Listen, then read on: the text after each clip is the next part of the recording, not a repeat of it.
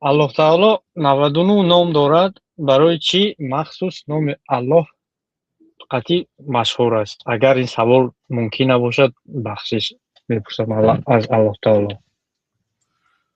ва роббука яхлуқу ма яшаъу ва яхтар.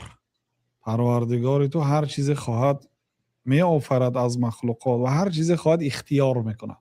ин ихтиёри Аллоҳ таоло ҳаст ки ҳама номҳои Аллоҳ таоло дар нусуси Қуръону Суннат ба номи Аллоҳ таоло нисбат дода мешавад. Номи Аллоҳ таоло ин исми зот мегон, машҳур исми ҷалолат. инна лиллаҳи тисъан ва тисъина исман миъатун илла ваҳида. Аллоҳ 99 ном дорад гуфтанд.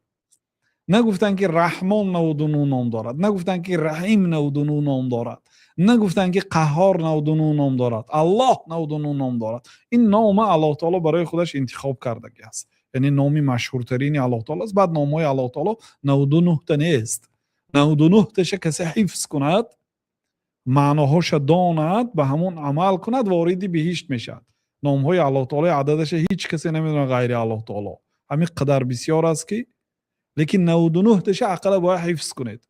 ما یک کتاب داریم 99 نامهای الله تعالی در تلگرام کانال ما هست. گیرید خوانید، معناهاش فهمید به زبان تاجیکی ساده. من تلگرامی ما یک آدم همین نوار دقیقش نوشته است که من در دقیقه فلان داملا چی موندن، کارتشو نموندم، پول پرتوی تونفت.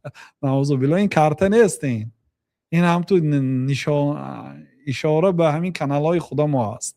ما یگان بار کارت نموندیم، یگان بار پول طلب نکردیم از مردم.